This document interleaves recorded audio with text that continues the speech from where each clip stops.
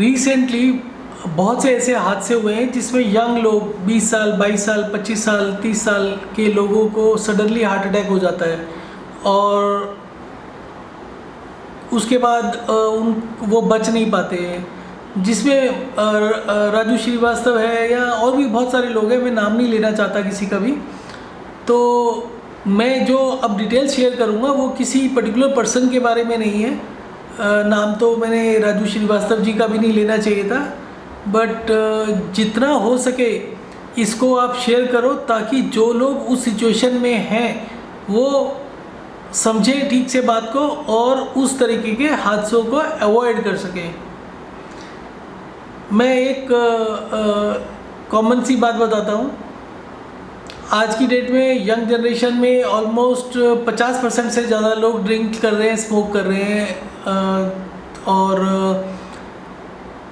Life में कुछ ऐसा मोड आता है जैसे मैरिज है या कोई भी इस तरीके का फैमिली का प्रेशर होता है जिसकी वजह से स्मोकिंग और ड्रिंकिंग छोड़ देते हैं। जिसमें स्मोकिंग और ड्रिंकिंग छोड़ते हैं, कुछ लोग हेल्थ की वजह से भी छोड़ते हैं कि उनको समझ में आता है कि हेल्थ इससे ख़राब हो रही है और वो लॉन्ग रन के लिए अच्छा नहीं है ड्रिंकिंग और स्मोकिंग, तो इसलिए भी छोड़ देते हैं। और यूजली क्योंकि उनका कंसर्न हेल्थ होता है तो ये लोग जिम भी ज्वाइन कर लेते हैं और जब ये ड्रिंक और स्मोकिंग करते हैं तो यूजली लाइफस्टाइल इस तरीके का हो जाता है कि वेट भी पुट ऑन हो जाता है। तो अब जिम ज्वाइन करने का पर्पज़ और सब क्या कुछ क्या हो रहा है, सबसे पहले जिन लोगों ने ड्रिंकिंग और स्मोकिंग छोड़ा है तो बॉडी का जो मेटाबॉलिज्म है वो एडजस्ट होने की कोशिश करता है। तो ये जो एडजस्टमेंट होती है इसमें बहुत लंबा टाइम लगता है। माना तो ये जाता है कि अगर कोई मॉडरेट स्मोकर या ड्रिंकर है तो हफ्ता 10 दिन 15 दिन में उसके विड्रॉल सिम्टम्स ख़त्म हो जाते हैं, पर नहीं, ये कई साल तक ख़त्म नहीं होते हैं। तो सबसे पहला जो प्रॉब्लम होता है मेटाबॉलिज्म की एडजस्टमेंट होती है। मेटाबॉलिज्म कम होने लगता है ड्रिंकिंग और स्मोकिंग बंद करने के बाद, फिर उसको धीरे धीरे धीरे करके over a period of time buildup करना पड़ता है। तो अब ये जो मेटाबॉलिज्म को बिल्डअप करना है, एक वेट लॉस के अंदर बहुत कॉमन कंसेप्ट है कैलोरी डिफिशिट का, और मैं अब कैलोरी डिफिशिट के बारे में बताऊंगा।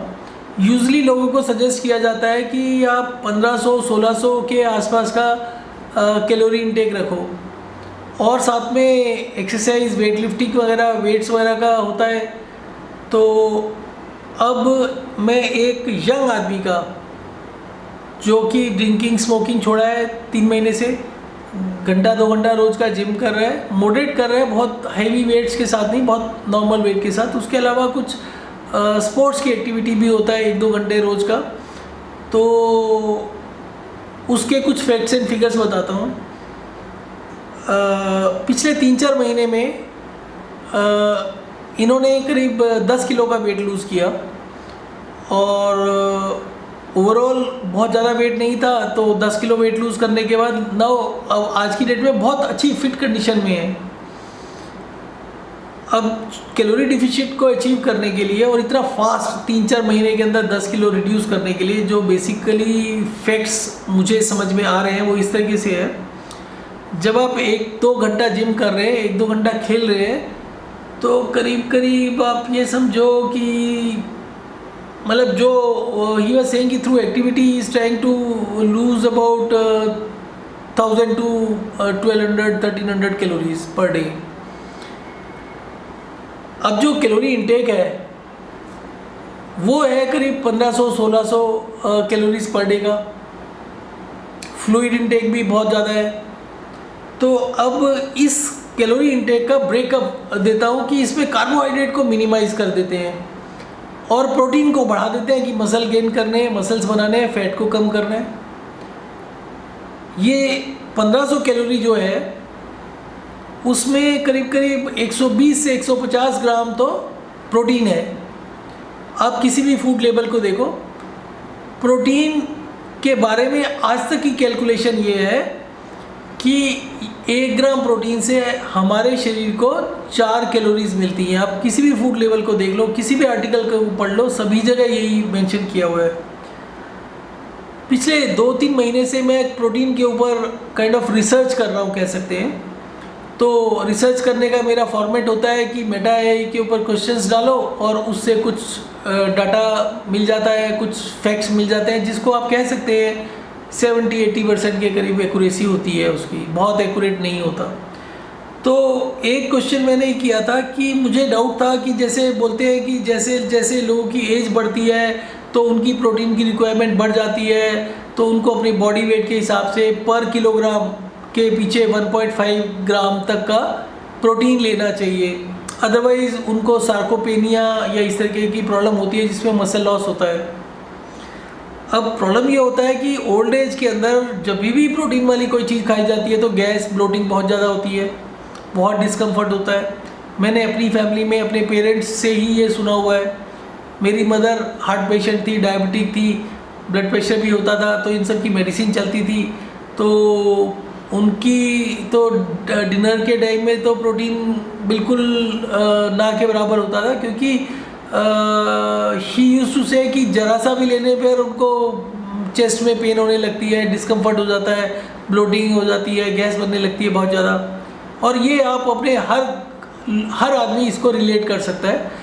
आप अपने घर में किसी से भी बात करेंगे तो वो भी ये एक्सपीरियंसेस शेयर करेंगे कि एक एज के बाद में प्रोटीन का डाइजेशन कम हो जाता है।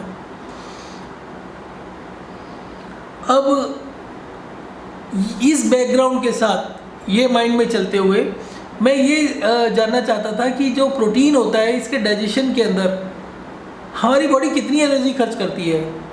तो मेरा था कि कुछ ना कुछ एनर्जी तो खर्च होती होगी, digestion protein is difficult to digest. तो I was shocked with the results. तो अभी का जो लेटेस्ट मेरा मेटा से इस बारे में डिस्कशन हुआ, जो क्वेश्चन हुआ, डाटा मिला, वो ये था कि 1 ग्राम प्रोटीन को सिंथेसाइज करती है जब बॉडी डाइजेस्टिव सिस्टम के अंदर, तो पर ग्राम 4 से 5 कैलोरी का खर्चा आता है, कुछ बॉन्ड वगैरह क्रिएट होते हैं। और दूसरी जो मेन चीज़ समझ में आई है वो ये है कि प्रोटीन हमारा मसल बिल्डिंग में सिर्फ 10-15% यूज़ होता है, बाकी major amount of protein 2 major कामों में यूज़ होता है। एक है इम्यूनिटी में, एंटीबॉडीज़ बनाने में, और दूसरा होता है न्यूरॉन सिग्नलिंग में, जो हमारे ब्रेन की और न्यूरोलॉजिकल फंक्शनिंग होती है कि न्यूरॉन एक जगह से दूसरी जगह इंफॉर्मेशन कैरी करते हैं ब्रेन को या हमारे किसी बॉडी पार्ट को, तो उसमें होता है। ये दोनों के दोनों बहुत इंपॉर्टेंट है। अगर आपका न्यूरोलॉजिकल फंक्शनिंग हो रहा है तभी आपको, और इम्यूनिटी आपकी स्ट्रांग है, आपको कोई भी इंजरी होगी आप कुछ ही घंटों में या ज़्यादा से ज़्यादा 24-48 घंटे में ऑलमोस्ट 80-90%, 95% तक रिकवरी हो जाती है। तो ये एक बहुत बड़ा इंडिकेटर है कि आपका प्रोटीन डाइजेस्ट कितना हो रहा है। एक इंडिकेटर प्रोटीन के डाइजेशन का है कि आपके बालों की हेल्थ कैसी है, बाल पतले हो रहे हैं, मोटे हो रहे हैं, बुढ़ापे में बाल पतले होते हैं, तो इसका मतलब है कि बुढ़ापे में प्रोटीन नहीं डाइजेस्ट हो रहा, मेमोरी लॉस होने लगता है, तो जिसका मतलब है कि न्यूरोलॉजिकल जो सिग्नलिंग होना है, न्यूरॉन्स का मूवमेंट होना है, वो भी ठीक से नहीं हो रहा। उसके अलावा मेमोरी मतलब बार बार भूलना एंड ऑल दैट, वो सब भी प्रॉब्लम्स होती हैं। डाइजेस्टिव इश्यूज भी होते हैं, खाना कम हो जाता है ओल्ड एज में। तो इन सब का मतलब ये निकलता है कि प्रोटीन हमें ठीक से डाइजेस्ट नहीं हो रहा। जो प्रोटीन ठीक से डाइजेस्ट नहीं होता वो बहुत सी बीमारियों का कारण बनता है। सबसे पहले तो हमारा जो डाइजेस्टिव ट्रैक होता है, गट होता है, उसी को डैमेज करना शुरू कर देता है, उसका ही फिजियोलॉजी बदल जाती है। अब बात हम पहले इसकी कर लेते हैं कि यंग एज में हार्ट अटैक्स क्यों हो रहे हैं। तो 1500 कैलोरी ये था जिसमें 120 से लेकर 150 ग्राम प्रोटीन भी है। तो ये जो 1500 कैलोरी की इंटेक की हम बात कर रहे हैं उसमें 500 कैलोरी काउंट किया हुआ है कि अगर 120 है तो 4 से मल्टीप्लाई करके अप्रॉक्सीमेटली 500 कैलोरी हमारे शरीर को मिल रही है। तो अब जैसा कि मैं कह रहा हूँ प्रोटीन से हमें कैलोरीज नहीं मिलती। पहली बात तो 10 से 15% मसल में कन्वर्ट होता है। ये जब हमारी बॉडी में एनर्जी की कमी होती है तो ये प्रोटीन यूज़ होता है, वेस्ट होता है, मसल्स वेस्ट होते हैं और उस समय ये एनर्जी मिलती है। तो वो तो एक बहुत ही डिस्टेंट फ्यूचर के अंदर की बात है। हो सकता है मसल वेस्टिंग कभी भी ना हो, हम हमेशा हेल्दी रहे। तो ये जो कैलकुलेशन है कि 4 कैलोरीज पर ग्राम मिल जाती है वो गलत है। तो ये जो 1500 कैलोरीज में हमने एडअप किया है, सबसे पहले इसको माइनस कर दो कि ये तो एडअप हुआ ही नहीं, कैलोरी मिला ही नहीं, हमें एनर्जी मिला ही नहीं।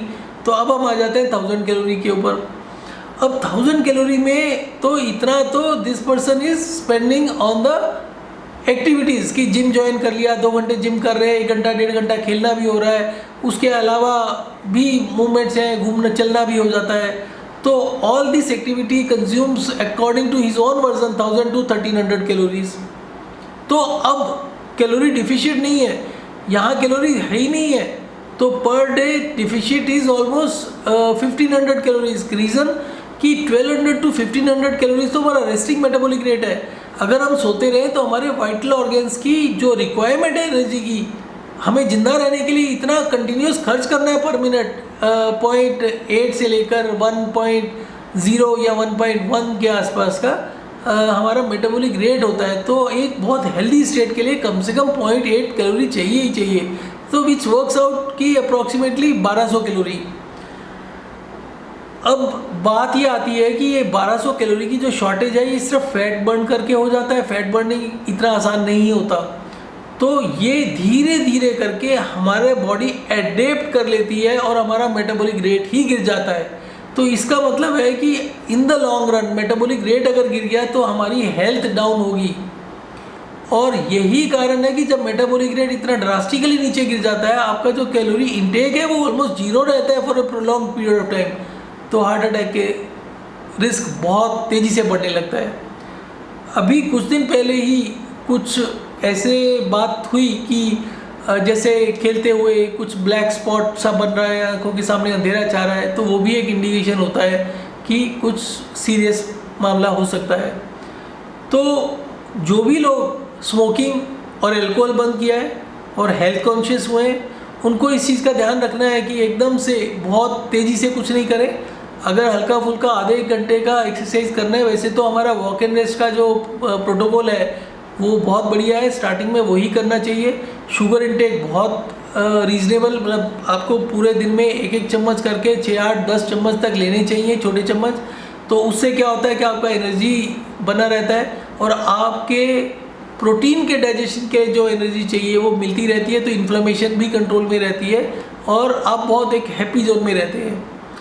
अगर चिड़चिड़ापन हो रहा है 2, 3, 4 महीने के बाद में, तो इसका मतलब है कि प्रोटीन इंटेक जो हो रहा है वो डाइजेस्ट नहीं हो रहा, क्योंकि अगर न्यूरॉन सिग्नलिंग ठीक होगी तो माइंड एकदम क्लियर होगा, फोगिंग नहीं होगी,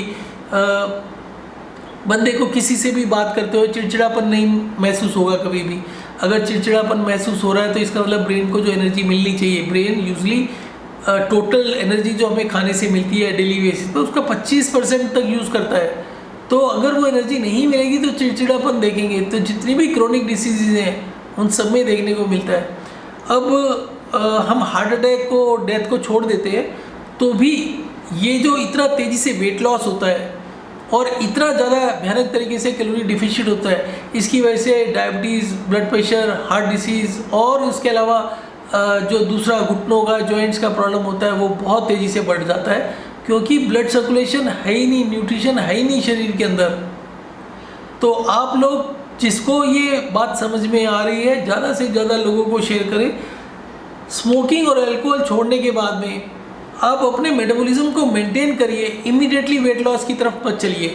6 महीने, साल तक आप वेट को जो है उसको मेंटेन करो, उसके बाद में without getting into so much of calorie deficit आप एक्सरसाइज करो।